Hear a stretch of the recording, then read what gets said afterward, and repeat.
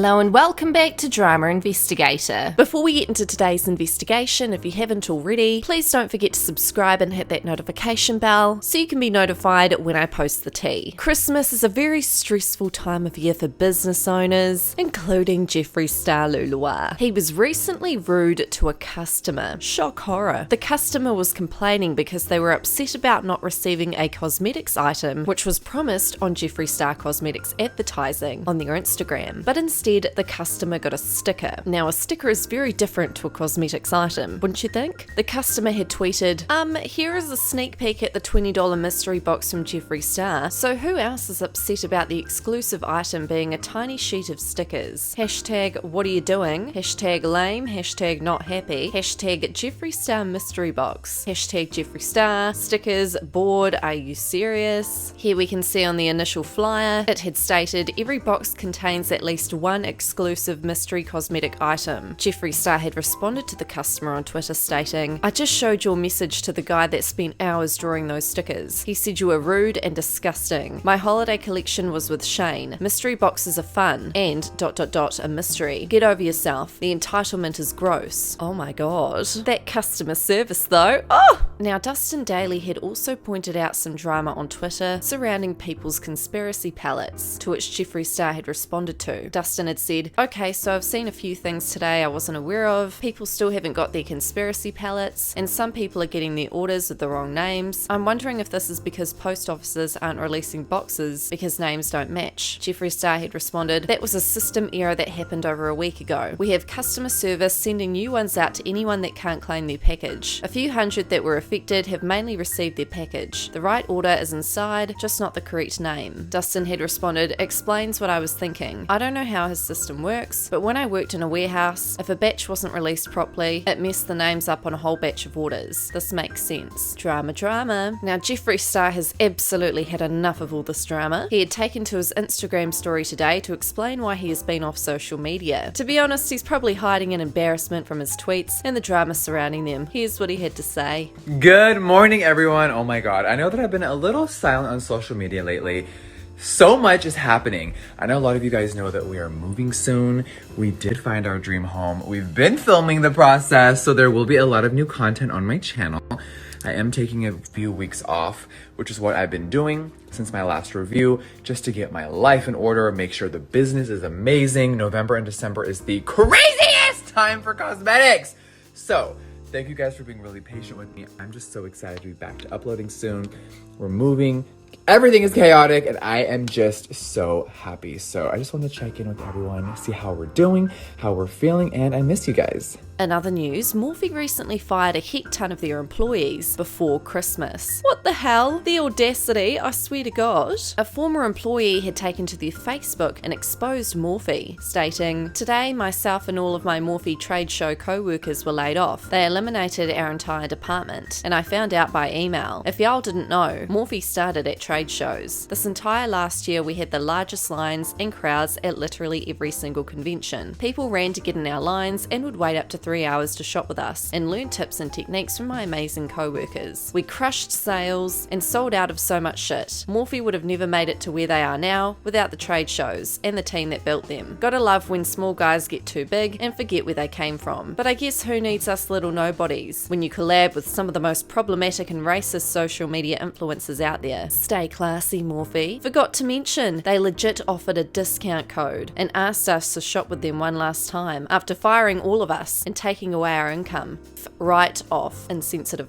A fan had responded, they also just let go of their entire trade show department while continuing to pad Jacqueline's pockets and produce her garbage. T-Spill had responded to this drama saying, any company that lays off workers right before Christmas is trash. What are your thoughts on this? Let me know in the comments. In more news, James Chihuahua has recently responded to allegations of him putting himself in the female category on Tinder so that he can find straight men. Alas, Tati was right all along. Now, I genuinely didn't know whether or not this was a fake account when I first saw his alleged profile profile, but if it was, why was it verified? Or I was even speculating if it was Photoshop. I was like, surely this must be a fake Tinder profile, but he has confirmed it is actually him. Crazy, OMG. This particular incident makes him look really bad. With Tati's allegations of him allegedly creeping on straight guys and using his fame and money to power trip, this Tinder scandal looks really bad. Like, was Tati telling the truth this whole time? Did she really just shut her mouth in fear of a lawsuit? What are your thoughts? So Dustin Daly commented on the situation on Twitter, stating, "If you identify as a gay man, do not set your Tinder settings to female for straight men to find you. If you identify as a gay man, do not set your Tinder settings to female for straight men to find you. That's all." James Charles had responded saying, "I'm so sick of people talking about this. 1. My identity on dating apps is listed as androgynous, someone who expresses themselves in both feminine and masculine ways, not a female to trick anyone. 2. Every time someone said they were straight, I unmatched right away. 3. Having simple conversations with people that swipe right on you on dating apps is not predatory. 4. As a gay man, you know that curious men use feminine gaze as an outlet to experiment. I stopped allowing myself to take part, but let's not pretend like it doesn't happen. 5. I went on many awesome dates with either gay, bisexual, or closeted men over the last 6 months. I have gone on 0 dates with straight men, literally ever. 6. I deleted dating apps from my phone last week because although I've consensually met some great people from them, unfortunately I receive a lot of harassment from people who clearly match to take screenshots or make videos and speculate of me. Thanks to people like you, who will not let these false accusations die down. I have received this treatment from all men of all sexualities. I'm single and looking for love just like everyone else. I mind my own business and am extremely careful with who I talk to, but people take advantage of me and continue to spread bull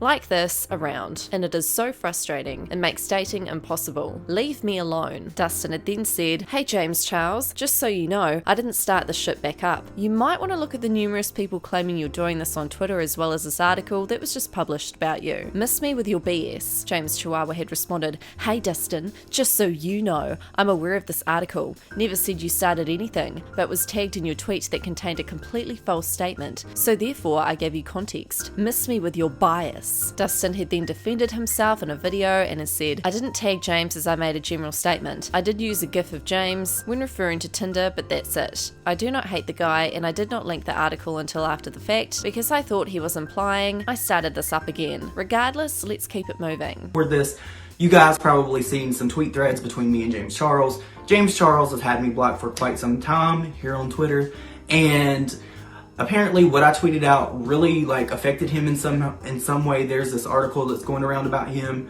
I have known about that for 2 days. I've had 2 or 3 people message me with other screenshots of James on Tinder saying that he's pretending to be a female or whatever. James gave me a really long-winded explanation in a Twitter thread as to he has something set as androgynous. I don't use Tinder. I use Grindr. I use Scruff.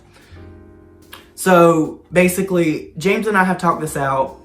I don't care to talk about this situation as far as him being an alleged predator. I don't think that I've ever used that word to describe James, and until I have hard evidence or proof to show that, I'm not going to talk about it. It's just simple as that. I have seen the article, I've seen the screenshots, but literally while if somebody does what people are alleging he does is wrong, I think that it's wrong because it's very dangerous for anybody to do that. If you are a gay male and you are on Tinder saying that you're a female, people get killed for that. That is very near and dear to my heart. I have actually lost somebody in my life due to something very similar to that, and I don't care to see anybody to have to go through that, okay? So at the end of the day, James, I'm not biased. You said that you don't watch my content. That's fine. So if you don't watch my content, you can't say that I'm biased because you don't know what I say. And literally in my last video, I defended you. I don't have any ill will with you. James has followed me. We've spoke in DMs. There's no camaraderie there or anything like that. But going forward, if there's an issue with James, I will go directly to James and ask him. It's not going to sway how I feel about a certain situation. I'm not here to influence people. I'm here to tell you what I find in my opinion, and I ask your opinion. That's what my channel is. So you guys, I hope that Twitter allows me to upload this. I hope you all have a good night, and I hope that I clarified some things for you. Goodbye, guys.